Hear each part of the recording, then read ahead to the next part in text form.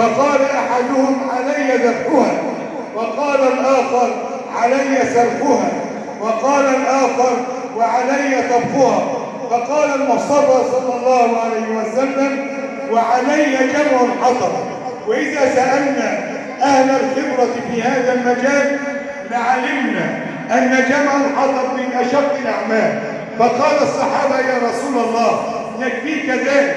فقال المصطفى صلى الله عليه وسلم أعلم أنكم تكفونني ذلك، ولكن الله سبحانه وتعالى يكره أن يكون عبده مميزا على إخوانه. بأبي وأمي أنت يا سيدي يا حبيبي يا رسول الله. والآن مع كلمة لفضيلة الشيخ محمد عبد الكريم إمام وخطيب بوزارة الأوقاف، فليتفضل مشكور.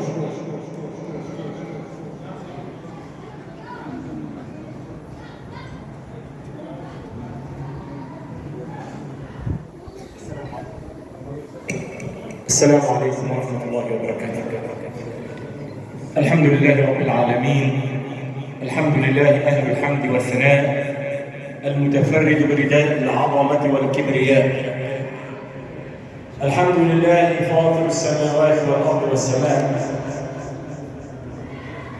الحمد لله الذي خلق آدم من تراب وعلمه الأسماء وأسجد له ملائكته وأسكنه دار البقاء، ثم أنفذ فيه ما سبق من القضاء فأنزله إلى دار الابتلاء. الحمد لله الذي جعل الدنيا دار عمل لا دار جزاء. الحمد لله الذي أنزل القرآن الكريم لما في الصدور هدى وشفاء، فترطبت بآياته ألسنة المتقين والأولياء. نحمدك يا ربنا على النعماء والسراء، ونستعين بك يا ربنا على الشدة والضراء، ونسألك أن تحشرنا يوم القيامة مع خير الأنبياء. وأشهد أن لا إله إلا الله وحده لا شريك له، خلق السماوات والأرض في 6 أيام وكان عرشه على الماء، لا يشغله أمر عن أمر، فكل شيء في ملكه جرى بحكمة وقضاء. وأشهد أن سيدنا محمدًا عبده ورسوله المعصوم من صغره فما أخطأ وما أساء. صلى عليه الله في عليائه وصلت عليه ملائكة السماء. إن الله وملائكته يصلون على النبي يا أيها الذين آمنوا صلوا عليه وسلموا تسليما. اللهم صل على محمد وعلى آل محمد كما صليت على إبراهيم وعلى آل إبراهيم إنك حميد مجيد. اللهم بارك على محمد وعلى آل محمد كما باركت على إبراهيم وعلى آل إبراهيم إنك حميد مجيد. ثم أما بعد عباد الله، فلنعلم جميعا عباد الله أن حب النبي صلى الله عليه وسلم فرض عين علينا جميعا. وصدق من قال حب النبي على الأنام فريضة، لا تنسوا ذكر الهاشمي الأكرم. إن الصلاة على النبي وسيلة فيها النجاة لكل عبد مسلم. رحم العباد به إله قادر، فالشكر لله العلي المنعم. صلوا على القمر المنير فإنه نور تبدى في الرمام المظلم. اللهم صل وسلم وبارك عليه وعلى آله وأصحابه إلى يوم الدين. عباد الله، عندما نتحدث عن رسول الله صلى الله عليه وسلم فأقول حقيقة إننا نقف عاجزين أمام حديثنا عن صفات الرسول صلى الله عليه وسلم وأخلاق النبي صلى الله عليه وسلم. وماذا نقول بعدما قال الله تعالى في أخلاقه وإنك لعلى خلق عظيم؟ يعني وصف ربنا سبحانه وتعالى.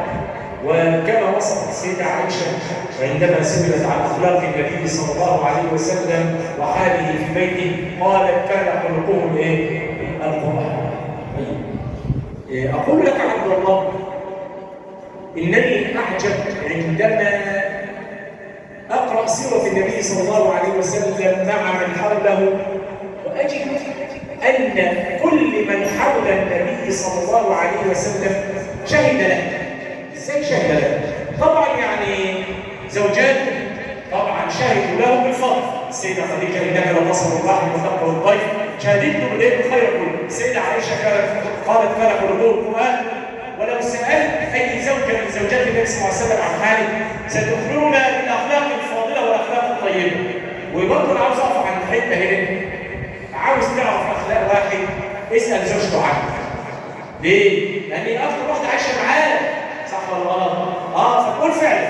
فاحنا النهارده لو جينا لفينا على بيوت المسلمين وسالت كل زوجه عن كل ست، هتقول لك يا اخي ده كذا وكذا وعامل فيا كذا، وهتشتكي لك من هنا لبكره.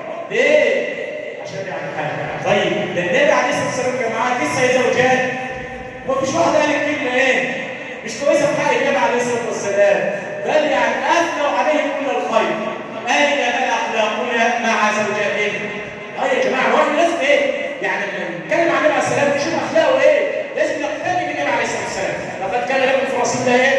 اسوه حسنه. لازم نقتدي به صلى الله عليه وسلم. يبقى لابد ان نحسن اخلاقنا في بيتنا كما كان رسولنا الكريم صلوات الله وسلامه عليه. سيدنا انس كان طفل صغير، فمه خدته من ايديه وقالت للنبي عليه الصلاه والسلام يا رسول الله ان انس ابني خادما لك، عايزين خدام عنه. ليه؟ شوف الام الناصحه، مش امهات النهارده. دي ام عاوزه تعلم ابنها صفات النبي عليه الصلاه والسلام، عاوزه تعيش حياتها مع النبي عليه الصلاه والسلام عشان يتخلق بايه؟ باخلاقه. سيدنا انس كان مع النبي صلى الله عليه وسلم يخدمه 10 سنين. يقول سيدنا انس خدمت النبي صلى الله عليه وسلم 10 سنين فما قال لي ايه؟ اف الله. النبي عليه الصلاه والسلام مفيش مره زين عليها، مفيش مره قال له اف، ولا شيء فعلت لما فعلت كذا، ولا شيء فعلت لما لم تفعل كذا. النبي عليه الصلاه والسلام عنده احسن معامله. لان هو خادم مين؟ النبي عليه الصلاه والسلام. رغم انه مريض هو خادم عنك، يعني انت عاوز تخدمه معاه. لكن النبي عليه الصلاه والسلام كان يعامله بطريقه كويسه. سيدنا زيد بقى كان عبد عند النبي عليه الصلاه والسلام، مش خادم، لا عبد. عارف يعني ايه عبد؟ العبد ده ليه من سيده؟ الامور اي شيء لازم ينفذ، اي امر لازم ينفذه. وطبعا يعني العبوديه دي صفه صعبه قوي على الناس ان واحد يبقى عبد. طبعا ما بقاش كده عشان شغالين، لكن فعلا العبد كان يعني افضل حاجه عنده ان هو يبقى ايه؟ يبقى حر. ولذلك سيدنا النبي عليه الصلاه والسلام يقول لك لا يجزي ولدا والده، يعني ما تبقاش توفي حق والديك او توفي حق ابوك الا ان يجده مملوكا فتبقى ليه مملوك الشركه كده؟ دي الحاجه الوحيده. ليه؟ لان فعلا العبد ما يملكش الشركه. سيدنا زيد عبد عن النبي عليه الصلاه والسلام. فلما علم ابوه بذلك بعد فراق طويل راح ابوه للنبي عليه الصلاه والسلام وقال له يا رسول الله انا عاوز اشتري ابني منك عشان ايه؟ عشان يبقى حر. ما يبقاش ابن عبد عنده. فالنبي عليه الصلاه والسلام قال له ايه؟ هوش انا مش هبيعه لك بفلوس. ابوه قال هديك اللي انت عاوزه، قال لا مش عاوز منك فلوس. زي اللي عندك موجود واساله يا ترى انت عاوز ايه؟ راح ابوه ليه؟ طبعا بعد فراق طويل بعد ما راحش ابوه عاوز يعني يعيش مع ابوه ويبقى حر بقى. فابوه قال له انا هشتريك من النبي عليه السلام وتعيش معايا حر. ماذا قال زيد؟ قال له العبوديه مع رسول الله صلى الله عليه وسلم خير من الحريه مع الانسان على وجهه. يعني عيش عبد مع النبي عليه السلام احسن ما عيش حر مع ابويا. هو ان ابويا احب الناس ليا. سيدنا زيد اتفضل كده. يا سبحان الله. زي القران يعني ذكر سيدنا زيد باسم القران الكريم. شوف يعني ايه كان بيحب النبي صلى الله عليه وسلم حبا شديدا. بس اقول لك مش بس سيدنا زيد، ده انا هقول لك على حاجات عجيبه قوي. الجمالات كانت بتحب النبي عليه الصلاه والسلام. الجمالات يعني حاجه الجمال بتحب النبي. ازاي الكلام ده؟ مش احنا عارفين قصه الجبه اللي كان النبي عليه الصلاه والسلام بيخطب عليه؟ مش النبي كان بيخطب على الجسم. فعمل النبي عليه السلام منبر عشان يطلع يخطب عليه. فلما النبي صلى الله عليه وسلم طلع على المنبر وساب الجسم عمل ايه؟ الصحابه قاعدين سمعوا ايه؟ قليل اكيد فيه صبي صغير بيبكي وتم يبكي طول ما النبي عليه الصلاه والسلام لحد ما النبي صلى الله عليه وسلم خلص خطبته ونزل على المنبر ووضع يده على الجسم والنبي عليه الصلاه والسلام اكيد طبطب عليه زي ما بيطبطب على ابنه الصغير كده وبشره بانه رفيقا له في الجنه. يعني